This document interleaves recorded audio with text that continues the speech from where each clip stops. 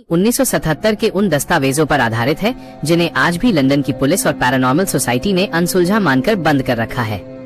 284 green street Enfield, ये पता आज भी लोगों की रूह कपा देता है। पैगी हॉसन एक साधारण महिला थी जो तलाक के बाद अपने 4 बच्चों के साथ एक सरकारी मकान में रहने आई थी। घर की हालत खस्ता थी, लेकिन पैगी खुश थी कि उसके बच्चों के सिर पर छत है। उसे क्या पता था कि जिस घर को वो अपना बसेरा समझ रही है, वहाँ पहले से ही कोई ऐसी चीज मौजूद है जो इंसानों से नफरत करती है। 31 अगस्त 1977 की रात थी। गर्मी और उमस की वजह से बच्चों को नींद नहीं आ रही थी। 11 साल की जेनेट और 13 साल की मार्गरेट ऊपर के कमरे में अपने बिस्तर पर लेटी बातें कर रही थीं। अचानक जेनेट को लगा कि उसका पलंग धीरे धीरे कांप रहा है। उसे लगा कि उसका भाई जॉनी नीचे से पलंग हिला रहा है। उसने चिल्लाकर उसे मना किया, लेकिन जॉनी अपने कमरे में सो रहा था। अचानक कंपन इतना तेज हो गया कि पलंग फर्श पर उछलने लगा। जेनेट की चीख सुनकर पैगी ऊपर आई।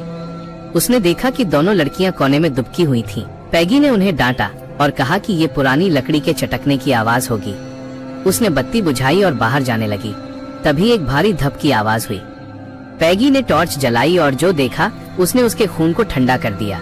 कमरे के कोने में रखी भारी ओक की अलमारी, जिसे हिलाने के लिए 2 मर्दों की जरूरत पड़ती थी, अपने आप खिसककर दरवाजे के सामने आ गई थी। पैगी ने उसे पीछे धकेला, लेकिन अलमारी फिर से एक झटके के साथ उसकी ओर बढ़ी। पैगी ने महसूस किया कि हवा में एक अजीब सी ठंडक और सड़ांध फैल गई है। उसने अपने पड़ोसियों विक और पेगी नॉटिंघम को मदद के लिए पुकारा। विक नॉटिंघम एक मजबूत कद काठी के इंसान थे, लेकिन जब उन्होंने दीवार के अंदर से आती उन भारी आवाजों को सुना तो उनके हाथ भी कांपने लगे। उन्होंने हर कमरे की जांच की, लेकिन आवाजें किसी एक जगह से नहीं आ रही थीं। ऐसा लग रहा था जैसे कोई अदृश्य हथौड़े से पूरे घर की नींव पर वार कर रहा हो। पैगी ने तुरंत पुलिस को फोन किया। महिला कांस्टेबल रूथ बेल्शॉ जब वहां पहुंची तो उन्हें लगा कि शायद कोई परिवार को डराने की कोशिश कर रहा है, लेकिन जैसे ही वो लिविंग रूम में दाखिल हुई, उनके सामने रखी एक भारी कुर्सी जमीन से 2 फीट ऊपर उठी और तेजी से कमरे के दूसरे कोने में जा गिरी। रूथ ने बाद में अपनी गवाही में कहा, मैंने कुर्सी को हवा में तैरते देखा। मैंने चेक किया कि कहीं कोई धागा या तार तो नहीं है, लेकिन वहाँ कुछ नहीं था। पुलिस के पास इस अदृश्य अपराधी को पकड़ने का कोई रास्ता नहीं था। अगले कुछ दिनों में घर के अंदर एक युद्ध छिड़ गया। रसोई से चम्मच और कांटे हवा में उड़कर बच्चों की तरफ फेंके जाने लगे। पैगी ने डेली मिरर अखबार को फोन किया। फोटोग्राफर ग्राहम मॉरिस जब वहाँ पहुँचे तो उन्हें लगा कि ये सब पब्लिसिटी स्टंट है, लेकिन जैसे ही उन्होंने अपना कैमरा निकाला, एक छोटा लेगो ब्लॉक हवा में तैरता हुआ आया और उनकी आंख के ठीक ऊपर लगा। उन्होंने तुरंत फोटो खींचना शुरू किया, लेकिन जो तस्वीरें उभर कर आईं, वे किसी भयानक सपने जैसी थीं। तस्वीरों में 11 साल की जेनेट हवा में करीब 3-4 फीट ऊपर उछली हुई थी और उसके शरीर का खिंचाव ऐसा था जैसे कोई उसे हवा में खींच रहा हो। पैरानॉर्मल रिसर्चर मॉरिस ग्रोस जब इस केस से जुड़े तो उन्होंने घर में रिकॉर्डिंग मशीनें लगाईं। उन्होंने देखा कि घर के अंदर का तापमान अचानक 10-15 डिग्री गिर जाता था। एक रात मॉरिस ने देखा कि जेनेट के कमरे की खिड़की के पर्दे अपने आप कसने लगे और जेनेट का गला घोंटने लगे। मॉरिस ने बड़ी मुश्किल से उसे छुड़ाया। तभी दीवार पर एक काला साया उभरा जो किसी इंसान जैसा नहीं था। वो साया बहुत लंबा और विकृत था। मॉरिस ने अपनी डायरी में लिखा कि ये कोई साधारण प्रेत नहीं, बल्कि एक पॉल्टरगाइस्ट है जो जेनेट की ऊर्जा का इस्तेमाल कर रहा है। सितंबर के आखिरी हफ्ते तक आवाजें अब और भी ज्यादा स्पष्ट होने लगी थीं। घर के अंदर कुत्तों के भौंकने और बच्चों के रोने की आवाजें आती थीं, जबकि वहाँ कोई जानवर नहीं था। जेनेट अक्सर एक ऐसी स्थिति में चली जाती जिसे ट्रांस कहते हैं। उसकी आंखें सफेद हो जाती और वो हवा में बातें करने लगती। एक दिन उसने मॉरिस की तरफ देखा और एक ऐसी भाषा में बात की जिसे वो नहीं जानती थी। वह प्राचीन लैटिन शब्दों का इस्तेमाल कर रही थी। सबसे डरावनी बात ये थी कि जब वो ये सब कर रही होती तो उसके शरीर पर अजीबोगरीब खरोंचे और दांतों के निशान उभर आते थे। पैगी हॉसन अब पूरी तरह टूट चुकी थी। वो रात भर जागती रहती, हाथों में बाइबल लेकर, लेकिन उस अदृश्य शक्ति को किसी धर्म या डर से कोई फर्क नहीं पड़ता था। एक दोपहर जब जेनेट अकेली थी, उसने महसूस किया कि कोई उसके पीछे खड़ा है। उसने शीशे में देखा तो उसे अपने पीछे एक बूढ़ा आदमी दिखाई दिया जिसकी आंखें नहीं थीं और उसका मुंह पूरी तरह खुला हुआ था।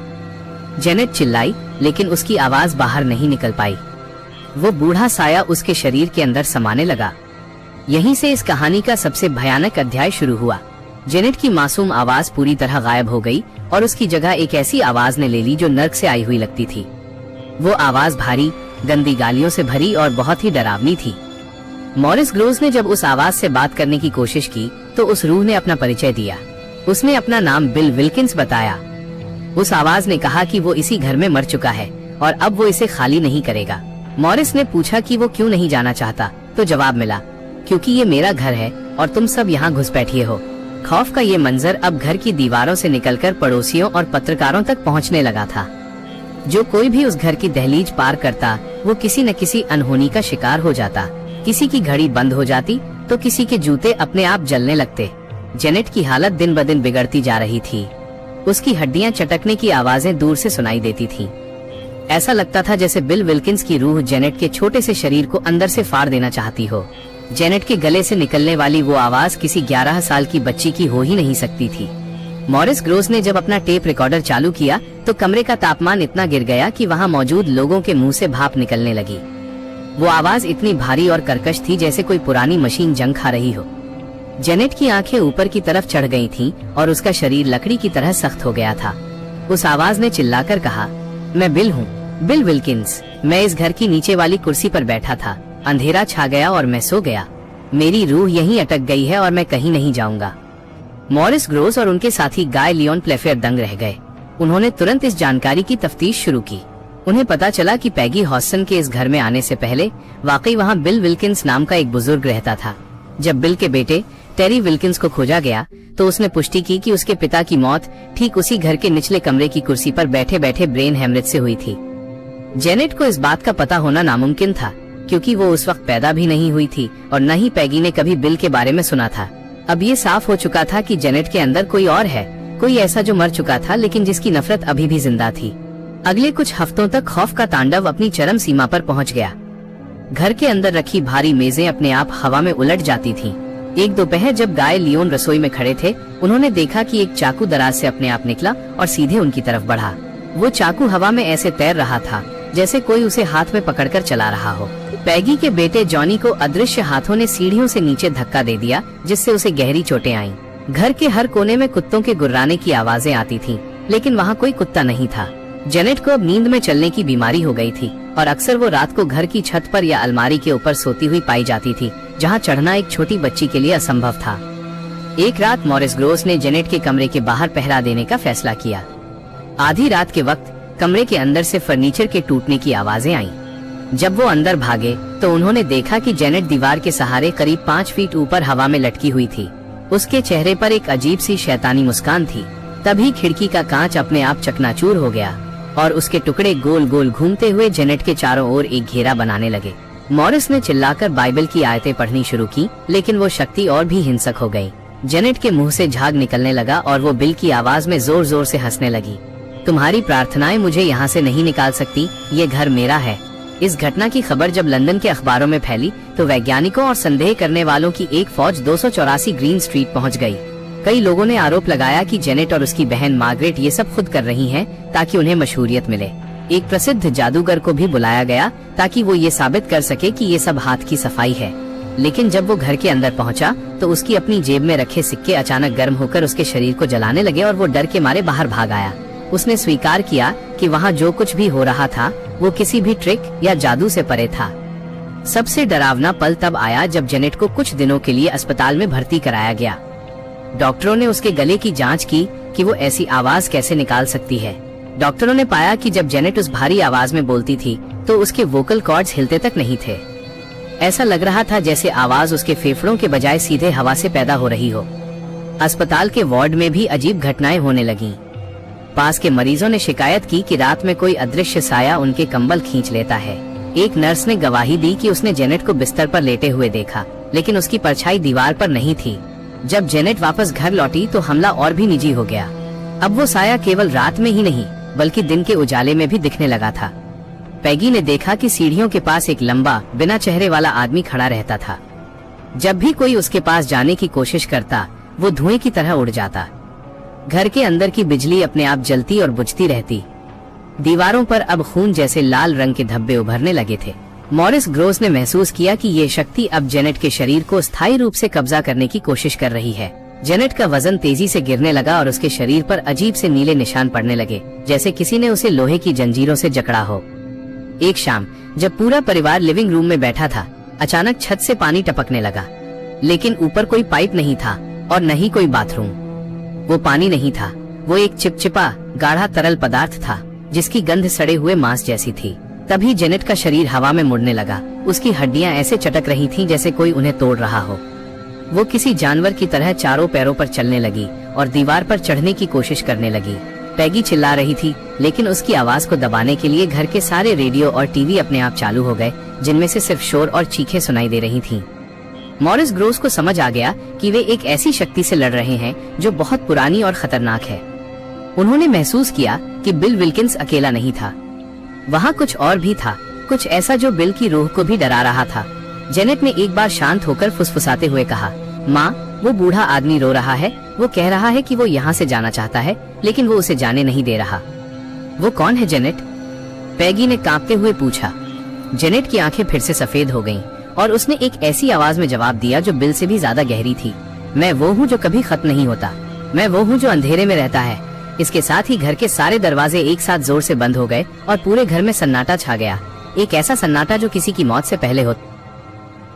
उस सन्नाटे के बीच अचानक जेनेट का शरीर फर्श पर गिरा और वो तड़पने लगी। घर की दीवारें अब सिर्फ खटखटा नहीं रही थी, बल्कि ऐसा लग रहा था जैसे कोई विशालकाय जीव बाहर से पूरे मकान को अपनी मुट्ठी में भींच रहा हो। मॉरिस ग्रोस ने महसूस किया कि अब तक वे जिस बिल विल्किंस से बात कर रहे थे वो तो महज एक मुखौटा था। असली शैतान तो उस घर की बुनियाद में छुपा था, जिसने बिल जैसी भटकती रूहों को भी अपना गुलाम बना रखा था। अचानक घर के फर्श की लकड़ी उखड़ने लगी और नीचे के अंधेरे से एक ऐसी दुर्गंध उठी जिसे सहन करना नामुमकिन था। पैगी हॉसन अपने बच्चों को लेकर एक कोने में सिमट गई। तभी जेनेट के कमरे से एक जोरदार धमाका हुआ। जब सब ऊपर भागे तो देखा कि वहाँ रखे लोहे के पलंग के चारों पाए मुड़कर आपस में गुंथ गए थे, जैसे वे लोहे के न होकर मोम के हों। जेनेट कमरे के बीचों बीच खड़ी थी, लेकिन उसका चेहरा उसका अपना नहीं लग रहा था। उसकी त्वचा पीली पड़ गई थी और नसें काली होकर चेहरे पर उभर आई थीं। उसने अपनी उंगली से मॉरिस की तरफ इशारा किया और हवा में एक शब्द लिखा, मरो। उसी पल मॉरिस को महसूस हुआ कि कोई अदृश्य फंदा उनके गले को कस रहा है। उनका दम घुटने लगा और वे जमीन पर गिर पड़े। पैगी ने चिल्लाकर घर में रखी पवित्र मोमबत्तियां जलाईं, लेकिन वे जलते ही बुझ गईं। तभी घर की रसोई से सारे बर्तन उड़कर लिविंग रूम में आने लगे। कांच के टुकड़े गोलियों की तरह दीवारों में धंस रहे थे। मॉरिस ने अपनी जेब से एक छोटी क्रॉस निकाली और पूरी ताकत से चिल्लाकर प्रार्थना शुरू की। जैसे ही उन्होंने प्रार्थना शुरू की, घर के अंदर एक ऐसी चीख गूंजी जो इंसानी नहीं थी। वो चीख इतनी तेज थी कि पड़ोसियों के घरों की खिड़कियां भी टूट गईं। जेनेट का शरीर झटके खाने लगा और वो हवा में करीब 6 फीट ऊपर उठ गई। उसकी पीठ कमान की तरह मुड़ गई और उसके मुंह से काले रंग का एक गाढ़ा तरल पदार्थ निकलने लगा। अगले कुछ घंटों तक वो घर नरक बना रहा। जेनेट की आवाज अब बदलती जा रही थी। कभी वो बिल की तरह बोलती, कभी किसी छोटे बच्चे की तरह रोती, तो कभी किसी हिंसक जानवर की तरह गुर्राती। मॉरिस ग्रोस ने समझ लिया था कि इस शक्ति को तब तक नहीं निकाला जा सकता जब तक कि जेनेट इस घर के अंदर है। उन्होंने पैगी से कहा कि बच्चों को तुरंत यहाँ से बाहर ले जाना होगा, लेकिन जैसे ही वे दरवाजे की तरफ बढ़े, दरवाजे अपने आप वेल्ड हो गए। खिड़कियों के बाहर लोहे की ग्रिल ऐसे बंद हो गई जैसे कोई पिंजरा हो। वे सब कैद हो चुके थे। रात के करीब 3 बजे जेनेट अचानक शांत हो गई। वो धीरे से नीचे उतरी और अपनी माँ के पास जाकर बैठ गई। उसकी आंखों से आंसू बह रहे थे। उसने फुसफुसाते हुए कहा, माँ, वो कुर्सी, उसे यहाँ से हटाओ। पैगी भागकर नीचे गई और उस पुरानी कुर्सी को उठाया जिस पर बैठकर बिल विल्किंस मरा था। जैसे ही पैगी ने उस कुर्सी को उठाकर घर के बाहर फेंका, पूरे घर में एक तेज कंपन हुआ। ऐसा लगा जैसे जमीन फट जाएगी। घर की छत से प्लास्टर गिरने लगा और अचानक एक ठंडी हवा का झोंका पूरे घर को पार करता हुआ बाहर निकल गया। उसी पल जेनेट बेहोश होकर गिर पड़ी। घर का तापमान अचानक सामान्य होने लगा और वो भारीपन गायब हो गया। मॉरिस ग्रोस ने तुरंत जेनेट की नब्ज चेक की। वो बहुत धीमी थी, लेकिन वो जिंदा थी। सुबह की पहली किरण के साथ ही उस घर का खौफनाक अध्याय कुछ समय के लिए थम गया। डॉक्टरों की एक टीम ने जेनेट की दोबारा जांच की, लेकिन उन्हें कोई वैज्ञानिक कारण नहीं मिला कि एक 11 साल की बच्ची के साथ ये सब कैसे हुआ। आने वाले हफ्तों में धीरे धीरे घटनाएं कम होने लगी। सोसाइटी फॉर साइकिकल रिसर्च ने इस केस को अपनी फाइलों में सबसे प्रामाणिक पोल्टरगाइज्ड घटना के रूप में दर्ज किया। जेनेट को उस सदमे से उबरने में कई साल लगे। पैगी हॉसन ने उस घर को कभी नहीं छोड़ा, क्योंकि उनके पास कहीं और जाने का साधन नहीं था।